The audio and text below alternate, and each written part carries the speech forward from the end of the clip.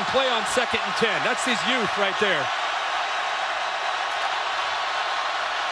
Tagovailoa trying to make up for it. Fires to the end zone. Touchdown! Alabama wins!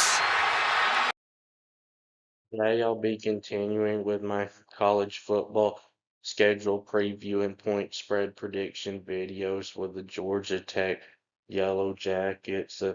So Georgia Tech will only play 2 different conference opponents than they did last year. So last year they played Syracuse and NC State, and instead this year they will play Stanford and Louisville. And that makes the top conference schedule tougher than last year because they play Louisville, who I think is one of the top contenders to win the ACC in 2026. Because even though NC State beat Georgia Tech last year, I don't consider them a contender to win the ACC. Now, the non-conference schedule is probably the toughest in the country.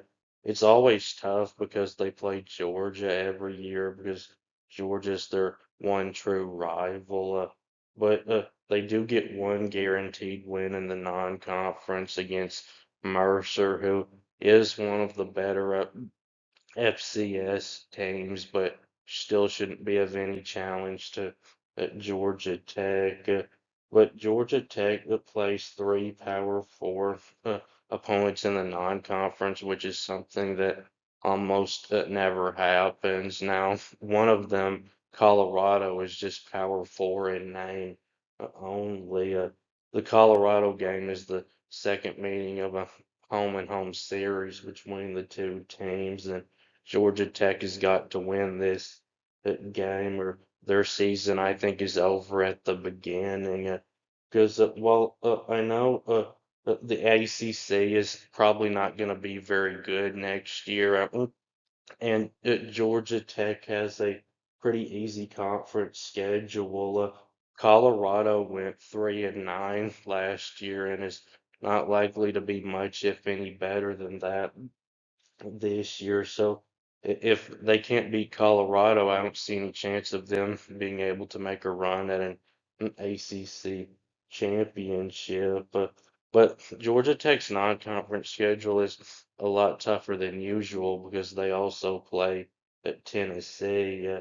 But to have to start their conference schedule on the road, they couldn't have really have gotten it any better against Stanford. And well, I wouldn't consider that a 100% guaranteed win for Georgia Tech.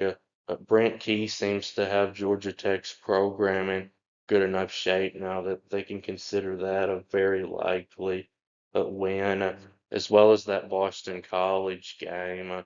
The coach at Boston College doesn't have any clue what he's doing, I don't think. And then this Louisville game at home on a Friday night, I see a big opportunity for Georgia Tech, who I do think is one of the top 4 contenders to win the ACC in 2026. Because I looked at Louisville's schedule and they don't have a bye week before this game. And while Georgia Tech's stadium is nowhere near the loudest in college football, they've only lost one true home game in the last 2 years. And even with this schedule, I couldn't really imagine Georgia Tech doing any better than at 10-2. But this schedule is easy enough that if Georgia Tech were to go at 10-2 and they lose to Georgia and they don't win the ACC championship, something they haven't done since 2009, I'm pretty sure they would get left out of the college football playoff. But if Georgia Tech were to go 10-2 and beat Georgia, whether or not they win the ACC championship, I'm pretty sure they would go to the college football playoff, because Georgia's really one of those teams that you can just pencil into the college football playoff. But I'd say the floor with this schedule for Georgia Tech would be 7-5. don't think the bye week comes at the best time in between on the road at Stanford and then hosting Duke. Because I'm not that high on Duke, even though I think what the coach there has done these last 2 years has been impressive. Georgia is by far the best team on this schedule, but the toughest back-to-back stretch I would say is probably hosting Louisville and then on the road at Clemson. Clemson, I would still have to put them on my list of contenders to win the ACC.